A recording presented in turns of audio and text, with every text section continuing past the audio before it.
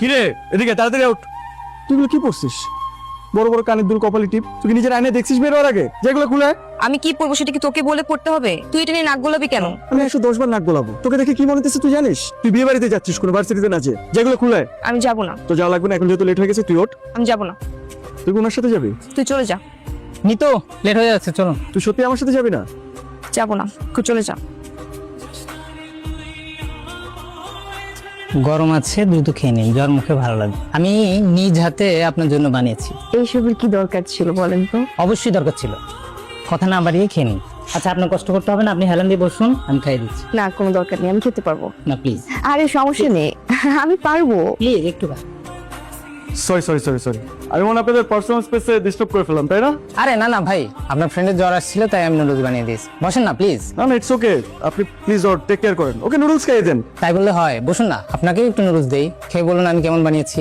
না না, আমি খাবো না। আবে তুই কি কিছু বলবি? হ্যাঁ, আমি তোকে কিছু বলতে আসছি। আমি তোর জন্য অনেকক্ষণ রোদে দাঁড়াইছিলাম, তুই তো আমাকে বলিস তুই অসুস্থ। তুই এটাও বলিস যে তুই আমার সাথে আসবি কি আসবি না। আপনি একটা কাজ করবেন ফাহাদ ভাই, আপনি প্লিজ নিতুকে একটু ওষুধ খাওয়াবেন নিজ হাতে, ঠিক আছে? ওষুধটা ঠিকঠাক মতো খেয়ে নিস। আবির, আপনি কোনো টেনশন করবেন না। আবে একটু বস, কিছু খেয়ে যা। আমি কোনো টেনশন করছি না। হ্যালো, হ্যাঁ কই তুই? এমনিতে দেরি হয়ে গেছে, তাড়াতাড়ি নাম। কি ক্লাসে? মানে আমার দেরি হচ্ছিল, তুই আমাকে একটা ফোন দিতি। তুই তো এমন কখনো করিস না। Hello hello.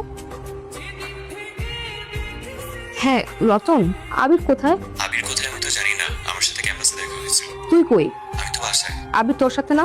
না না, আবির আমার সাথে নাই, থাকলে তো আমি তোকে বলতাম। তুই আমাকে সত্যি কথা বল। আচ্ছা কি হয়েছে তোদের মাঝে আমাকে বলতো। আবির কি কালকে ক্যাম্পাসে যাবে? বললো তো যাবে। তুই একটু জেনে আমাকে জানাতে পারবি? শোন শোন, আমি যে বলেছি এটা কিন্তু ভুলেও বলবি না। আন্টি, আবির কোথায়? ও তো ঘরে নেই রে মা। এই মিথ্যেটা আবির আপনাকে শিখিয়ে দিয়েছে তাহলে? আবির, আয় আবির, কোথায় লুকিয়ে আছিস? বের হ। আবির বাড়িতে নেই কেন, কি হয়েছে বলতো? বাড়িতে নেই? কোথায় গিয়েছে সেটা তো বলতে পারলাম না। জানেন আন্টি, আবিরের সাথে আমার ছোট থেকে বেড়ে ওঠা, আপনি তো জানেন সবকিছুই। আমরা একসাথে ক্যাম্পাসে যাই, একসাথে বসি, একসাথে ক্লাস করি। ছোট্ট কোনো ডিসিশন হলেও না একসাথে নিয়েছি। কিন্তু আজকে কয়টা দিন যাবত সে আমার ফোন ধরে না। আমি টেক্সট করলে সে আমার মেসেজ সিন করে রেখে দেয়, রিপ্লাই দেয় না। আমি আন্টি, আমি আমি আমি জানি না আমি কি করেছি। আবির আমাকে কিছু বলছেও না। ওকে আমি আমি বাসায় এসে ওকে খুঁজে পাই না। আজকে ও বাড়িতে আসুক, আমি ওকে আচ্ছা করে ধরবো। তোর সাথে ও কি হয়েছে, কেন এমন করছে ও তোর সাথে, তুই চিন্তা করিস না।